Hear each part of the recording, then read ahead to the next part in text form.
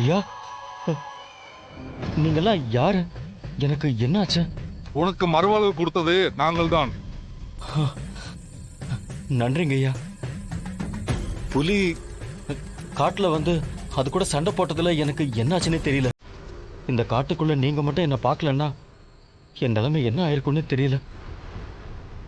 என் உயிரை காப்பாத்தி மறுவாழ்வு கொடுத்ததுக்கு ரொம்ப நன்றிங்க ஐயா. இது இப்போ நடக்க வேண்டும் என்பது ஆண்டவன் விதிச்சது. அதுதான் நடந்திருக்கிறது.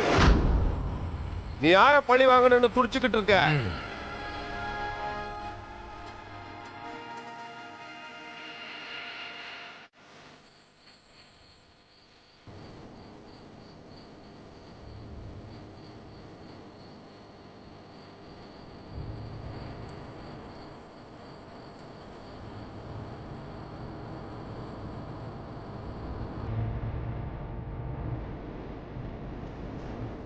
எங்க அம்மாவை இந்த நிலைமைக்கு ஆளாக்குனதும்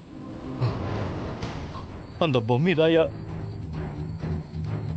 ஐயா, பொம்மியை அழிக்கணும், அந்த பொம்மியை அழிக்கணும்.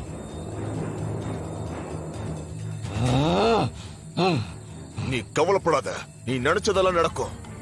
ஆனா அது சாதாரண விஷயம் கிடையாது. அதுக்கு உன்னுடைய உயிரை பணைய வச்சு ஒரு விஷயம் பண்ணணும். செய்வியா?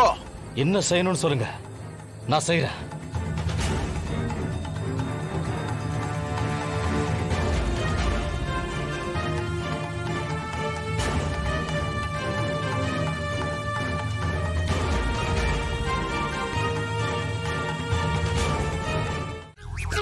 இது எப்படிப்பா சாத்தியம்? அத்தை, நீங்களே எந்த காலத்துல இருக்கீங்க? இப்பெல்லாம் டெக்னாலஜி எவ்வளவு டெவலப் ஆயிடுச்சு. ஒவ்வொரு வீட்டுக்கும் ரோபோ வர ஆரம்பிச்சிருச்சு. மனுஷங்க எப்ப பார்த்தாலும் செல்போன், கம்ப்யூட்டர்னு பிஸியாவே இருக்கிறதுனால வீட்டுல இருக்கிற நிறைய பேருக்கு பேச்சு துணைக்கு ஆளே கிடைக்க மாட்டாங்க. அதனால்தான் இந்த மாதிரி பொம்மை எல்லாம் வர ஆரம்பிச்சிருச்சு.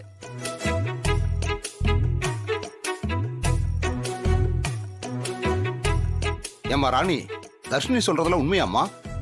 ஆமா ஆமா, தர்ஷினி சொல்றது 100க்கு 100 உண்மைதான்.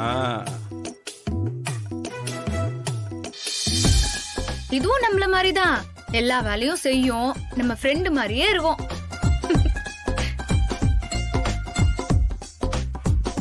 ஹாய் தாத்தா. நானும் உங்களை தாத்தான்னு கூப்பிடலாம்ல?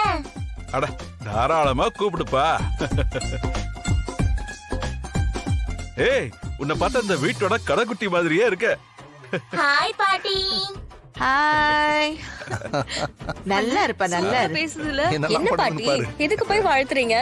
ஆமா, உங்க தாத்தா தான் நம்ம வீட்டை கடைக்குட்டின்னு சொல்லிட்டாரே, அப்ப நான் வாழ்த்திதானே அவளும்.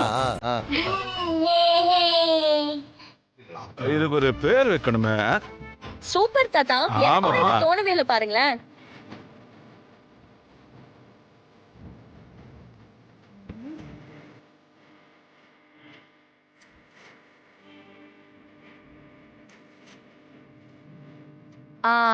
ஜாய். ஜாய்.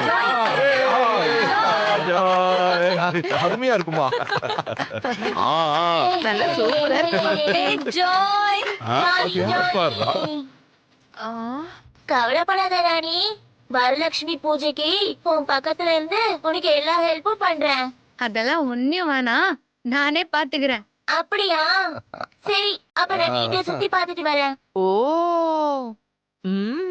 தர்ஷினி, அசத்துது. எனக்கு சுத்தி காமிக்கிறியா? வா.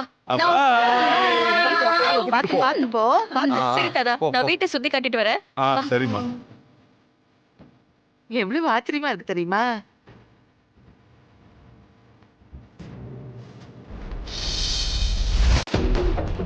அத்தை, இந்த ராணி காரணமே இல்லாம எதையுமே செய்ய மாட்டா.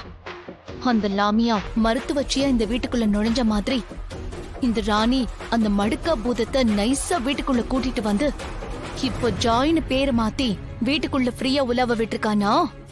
கண்டிப்பா அதுக்கு பின்னாடி ஏதாவது ஒரு உள்குத்து இருக்கும் அத்தை.